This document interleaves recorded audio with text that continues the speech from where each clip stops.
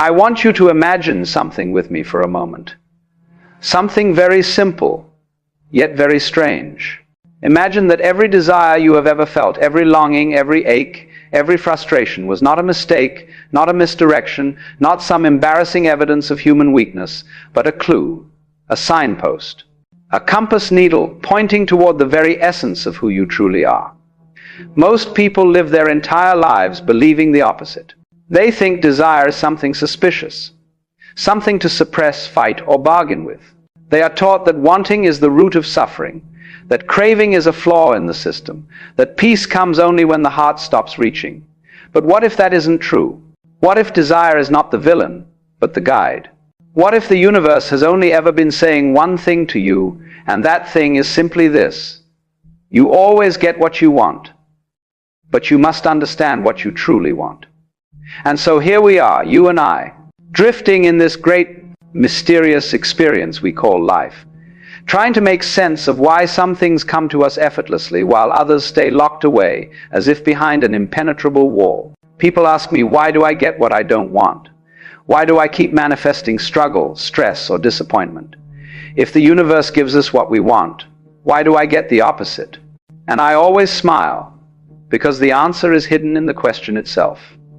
You see, most people don't realize what they are actually wanting. They believe they want success, yet they spend every day immersed in the feeling of fear that they'll fail. They think they want love, yet their entire emotional vocabulary is shaped by the expectation of rejection. They say they want abundance, yet their internal conversation is dominated by lack, insecurity, and the anxious scanning of what's missing.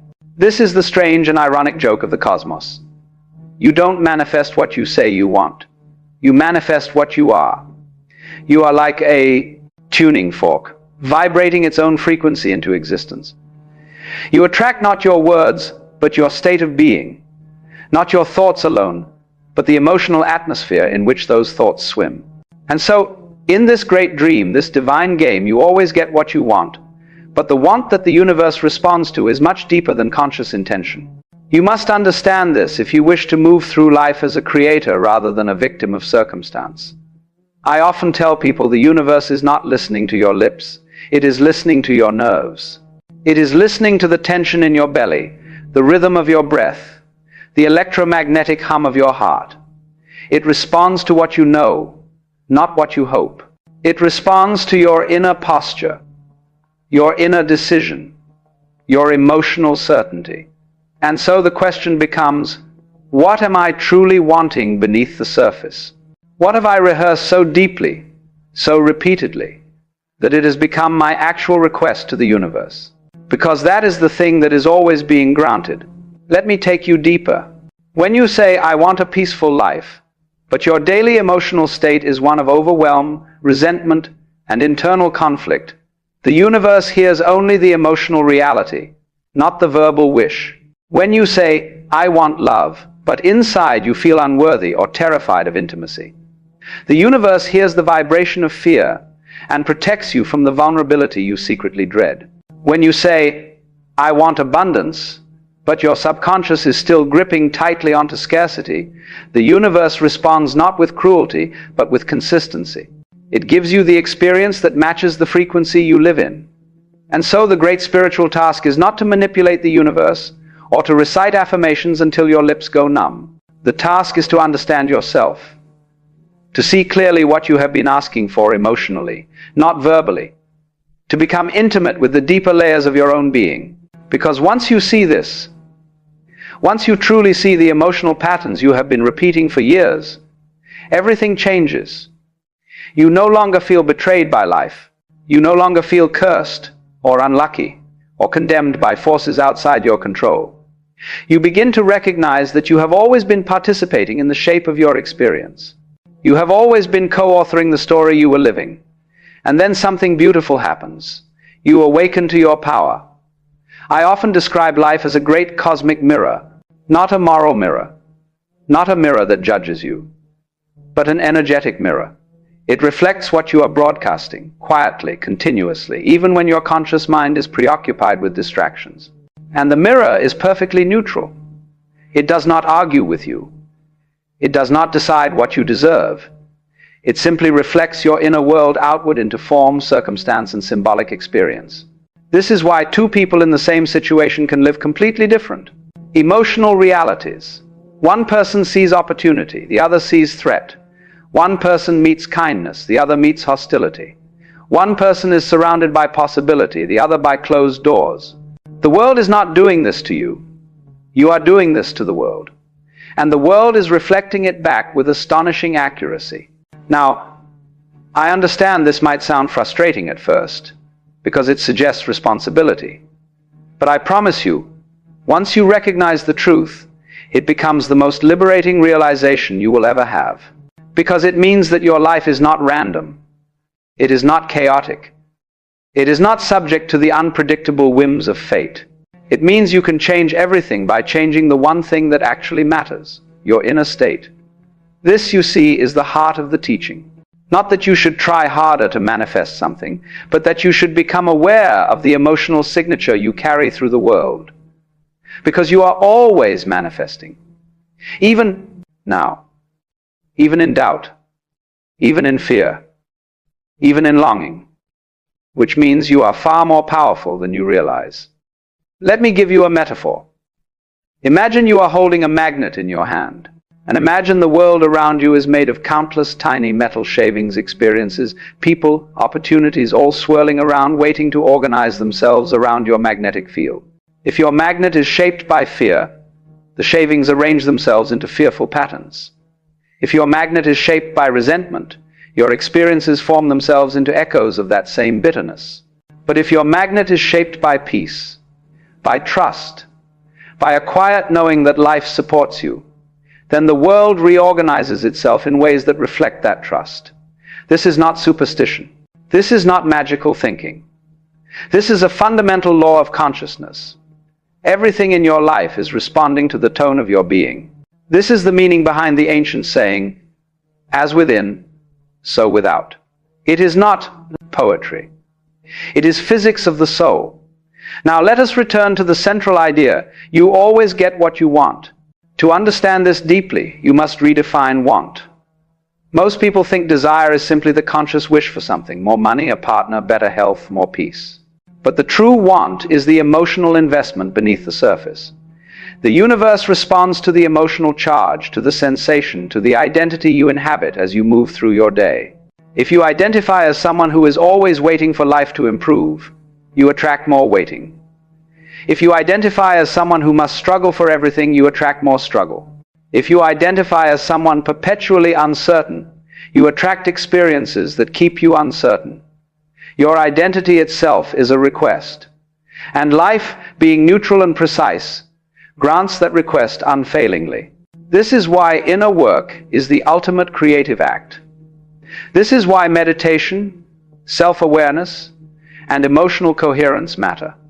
Not because they are spiritual practices, but because they transform the energetic signal you broadcast. They shift the internal want from fear to trust, from scarcity to abundance, from separation to unity. And trust me, once the internal signal changes, the external world must follow. You cannot broadcast the frequency of certainty and continue to manifest chaos. You cannot emanate gratitude and continue to attract loss. You cannot live in the emotional state of a fulfilled person while simultaneously experiencing a life of emptiness. The two realities are incompatible. One must dissolve into the other. And so the key is not to force reality to change. The key is to become the one for whom the desired reality is natural, not an achievement, not a miracle, simply the next logical expression of your becoming. Let me tell you a secret. You do not attract what you chase. You attract what you are willing to receive. And to receive something, you must be emotionally congruent with it. If I hand you a beautiful gift, but you don't believe you deserve it, you will find a way to reject it. Maybe not immediately, but eventually. You will sabotage it, mistrust it, or feel unworthy of it until it slips through your fingers. This is why so many people lose opportunities, relationships, or blessings that they consciously wanted.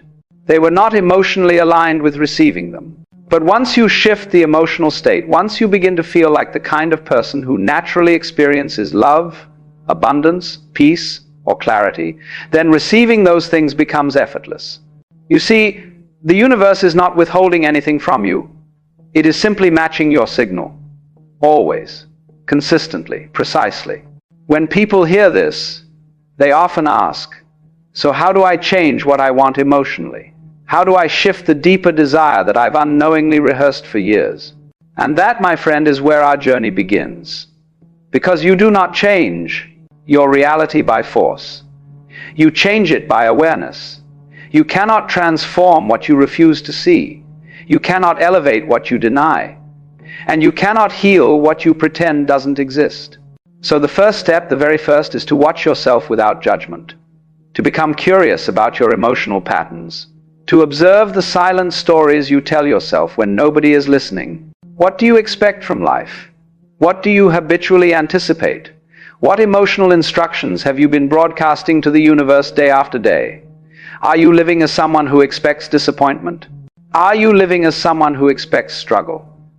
Are you living as someone who expects delay, rejection, or confusion? Or are you living as someone who trusts life, who feels guided, who believes that everything unfolding is conspiring in your favor? Because that inner posture, conscious or not, is the desire the universe responds to. And remember, you always get what you want when you truly understand what your want actually is. So then, let us go deeper into this mystery of wanting.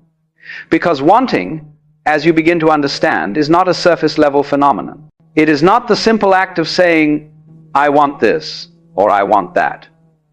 Wanting arises from the very core of your being. It bubbles up from the most intimate layers of your consciousness. And if you look closely, very closely, you will notice something quite profound. All of your desires are ultimately pointing you home. Not to a physical home, not to a place on a map, but to a state of being. Every desire you have ever had is a longing for a particular emotional experience. You think you want money, what you really want is freedom. You think you want a relationship, what you really want is connection. You think you want success, what you really want is significance, purpose, contribution. You think you want peace, what you really want is a sense of alignment with yourself. Strip away the form, and what remains is a pure feeling, a state, a frequency. And once you understand this, you unlock something extraordinary. The feeling you want is available now. Long before the form arrives, long before the manifestation takes shape.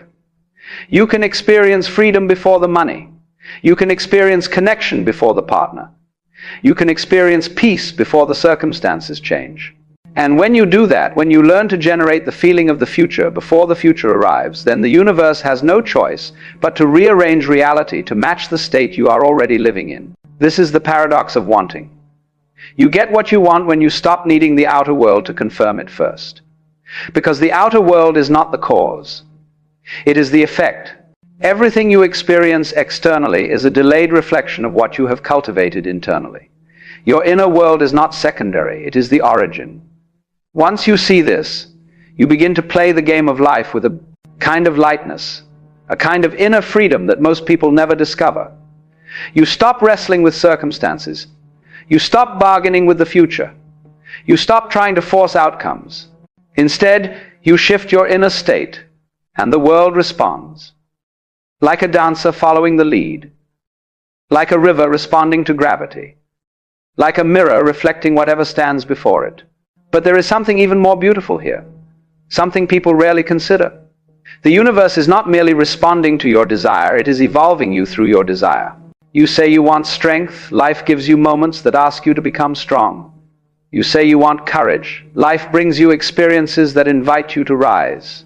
You say you want love, life leads you to see every wall you've built around your heart. And it is not punishment, it is preparation. You always get what you want. But sometimes the universe gives it to you in the form of growth first. I often describe it as the seasoning of the soul. Life is not giving you obstacles, it is giving you the capacity to receive the very thing you asked for. If you want the ocean, you must first become the vessel capable of holding it. If you want abundance, you must expand beyond the consciousness of scarcity. If you want deep love, you must peel away the armor you wore when you believed love was unsafe. So, when people say, I asked for confidence and life gave me difficulties, I say, of course, you are becoming the one who naturally lives the reality you asked for. This is why resistance is such a fascinating teacher. When you resist an experience, you are resisting the version of yourself that the experience is carving out of you. You are resisting the growth that aligns you with your desire. But once you stop fighting, once you breathe into the moment and let it shape you, you begin to receive the hidden gift behind the discomfort. You begin to understand why things happen the way they do. You see, the universe is not random. It is not chaotic. It is intimately responsive. Every moment is speaking to you. Every experience is shaping you. Every challenge is polishing the lens through which you see reality. And if you pay attention, if you become the quiet, curious observer, you begin to notice that your life has always been guiding you, nudging you, whispering to you in subtle ways. The right people show up at the right moment. The right lessons appear when you are ready. The right opportunities emerge when your vibration matches them. Life is not happening to you. It is unfolding with you. This is why trust is such an essential ingredient in this journey. Not blind trust, not naive optimism, but an embodied trust that arises from seeing how intimately connected your inner world is to your outer experience. Because once you see the connection, once you truly see it, trust becomes the natural response. And when you trust life, you stop clenching, you stop contracting, you stop trying to control every variable. You become receptive, open, aligned.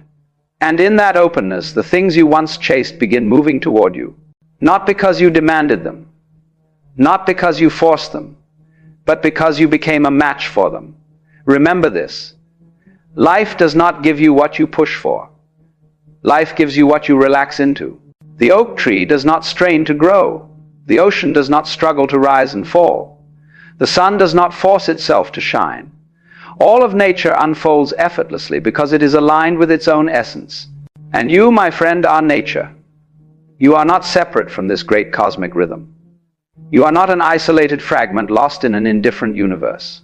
You are the universe, expressing itself as a human for a little while. And once you understand this not intellectually, but experientially, everything you want becomes available to you, because you stop wanting from a place of lack, and you start wanting from a place of recognition. You realize you don't want abundance. You are abundance rediscovering itself. You don't want love. You are love remembering its own reflection. You don't want peace. You are peace awakening from the dream of chaos. You don't want purpose. You are purpose incarnate. And so wanting becomes no longer an act of reaching for something outside yourself, but a gentle turning toward what has always been within you. This is why the great mystics and sages could walk through life with such profound serenity. They knew that nothing was missing. They knew that the universe was not withholding anything from them. They knew that desire was simply the soul guiding them back into deeper expressions of itself. When you want something, life is simply saying, here is the next door. Here is the next expansion. Here is the next unfolding. This is the beauty of desire. It is not greed. It is not restlessness. It is life seeking fuller expression through you. So when you feel a longing, do not shame it. Do not suppress it. Do not fear it. Become intimate with it. Listen to it. Follow it to its root. Ask it what it is truly pointing toward. Because every longing is a seed, and within the seed is the entire blueprint of the tree. But understand this as well. The seed does not become the tree by force. It becomes the tree by surrender, by yielding to its nature, by allowing itself to be guided, by trusting that everything it needs will arrive at the exact moment it is required. And so must you. Because the universe has never denied you anything. It has only been waiting for you to become the version of yourself who can receive it. Which means your spiritual work is actually very simple. Become aware of the emotional reality you are currently living in. Notice the stories you tell yourself about life. Notice the expectations you unconsciously carry. Notice the vibration you inhabit when you wake up, when you speak, when you think, when you imagine your future. Your life is always speaking in the language of your state of being. If you want to change your experience, shift the state, shift the identity, shift the inner tone. You don't fix the mirror by polishing the reflection. You fix the mirror by changing what is standing in front of it. So let us return